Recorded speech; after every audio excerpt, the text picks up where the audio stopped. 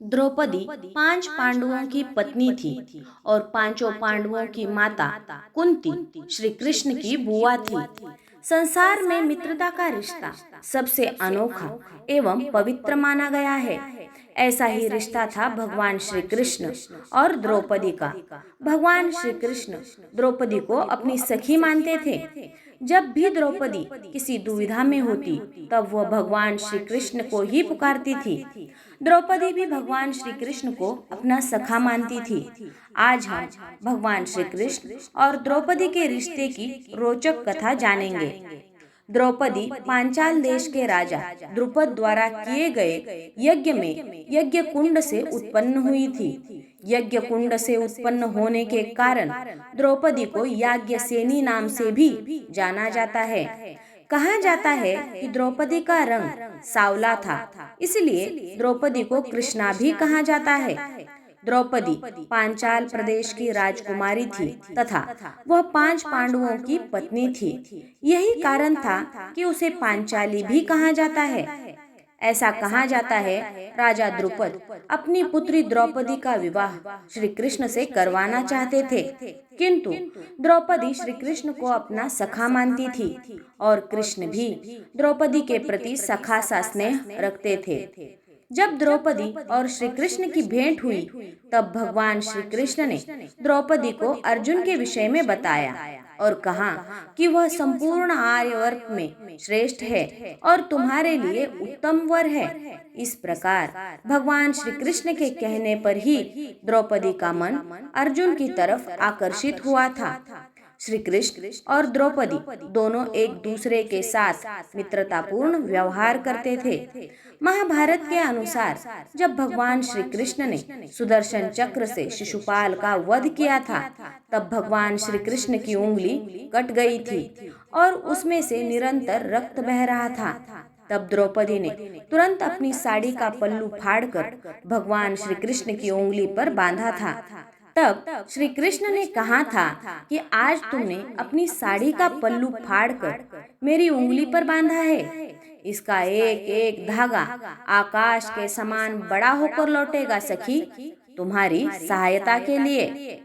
दूसरी कथा के अनुसार इंद्रप्रस्थ में जब पांचों पांडव और श्री कृष्ण पतंग उड़ा रहे थे, तब भूलवश श्री कृष्ण की उंगली मांझे से कट गई। तब द्रौपदी ने अपनी साड़ी का पल्लू फाड़कर उनकी उंगली पर बांधा था। जुए के खेल में जब युधिष्ठिर अपना सब कुछ हार गए, तो शकुनी ने द्रौपदी को दांव पर लगाने के लिए कहा। उसने ऐसी स्थिति का निर्माण किया जिसके कारण युधिष्ठिर को द्रौपदी को दांव पर लगाना पड़ा। कुटिल शकुनी ने द्रौपदी को भी द्यूत में जीत लिया। द्रौपदी को दांव में हारने के पश्चात दुशासन भरी सभा में द्रौपदी को बालों से पकड़कर घसीट कर ले आया। द्रौपदी का भरी सभा में भयंकर अपमान किया गया। द्रौपदी का जिस समय अपमान हो रहा था, तब उस सभा में भीष्म पितामह, द्रोणाचार्य और विदुर भी विराजमान थे, परंतु किसी ने इस कुकृत्य का विरोध नहीं किया था। तब दुर्योधन ने द्रौपदी के चीरहरण का आदेश दिया। द्रौपदी ने रोते हुए अपनी आंखों को बंद किया और भगवान श्री कृष्ण का स्मरण किया। तब भगवान श्री कृष्ण ने द्रौपदी के द्वारा बांधी गई साड़ी का कर्ज चुकाते हुए उस समय द्रौपदी की लाज बचाई थी। दुशासन द्रौपदी की साड़ी को खींचते जाता था और साड़ी थी कि समाप्त होने का नाम ही नहीं लेती थी। दुशासन साड़ी खींचकर थक गया, किंतु साड़ी खत्म नहीं हुई। इस प्रकार द्रौपदी के सखा भगवान श्री कृष्ण के कारण भरी सभा में द्रौपदी की लाज बच गई।